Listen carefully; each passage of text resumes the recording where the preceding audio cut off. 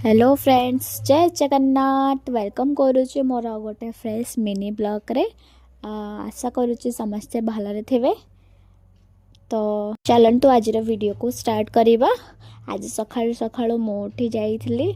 तो उठिकी गाधे पाधेकी मु ठाकुर पाखे जाइकी मुंडिया मारिकी आज दिन स्टार्ट करी बिकज आज मो पाई गोटे स्पेशल दिन थिला। देन मुंडिया मारी सारा पर मु बाहरी जाइली मोर गोटे फ्रेंड्र घर को, जेहेतु आज फ्रेशर्स थिला आ मते साड़ी पिंधिबार थिला आ मते साड़ी पिंधि आसेनी बोलिकी मो फ्रेंड घर को जाइली। देन मु जाइकिना बस स्टॉप रे वेट करी बस को। तो बस आसिया को लेट थिला। तो सेई टाइम रे मोर कजन सिस्टर कॉल करिथिला वीडियो कॉल ले। ता सहित टिके टाइम कथा हली, टिके मजा मस्ती चलिला, जेहेतु छोट भूणीटा मोर। तो तापरे बस आसी जाइला।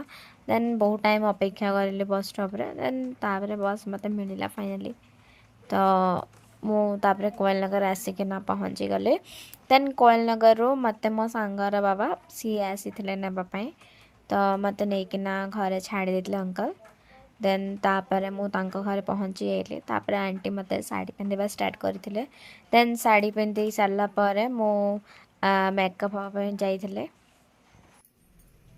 एठी मोटी रेडी होची कॉलेज फंक्शन अच्छे से पूरा साड़ी फाड़ी पिंधिकी मुझे चिड़ी पिंधे देख पाथे केमती लागुची। देन मेकअप हो सारा पर यहीटा थिला मोर फाइनल लुक। देन मो फ्रेंड भी ये रेडी हो सारी। देन तापरे मु टिके टाइम साइड बसिकिना वेट करथिले।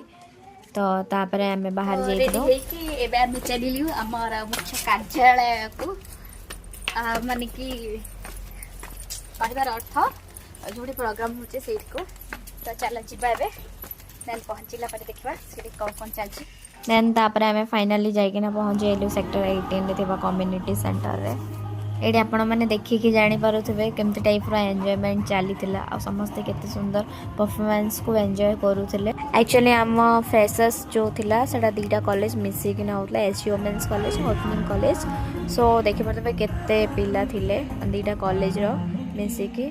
देन सेठी मो बेसी टाइम रही पारे तो मते घर को आसे पई पड़ी थिला। आ ए फंक्शन मो अटेंड करि पारिलेनी, सेठी पई बहुत दुख भी लागुतला मन रे। तो मो मन दुख रे बाध्य होइकिना घर को ना आसली। वीडियो भल लागिले लाइक करे के भूलिबा।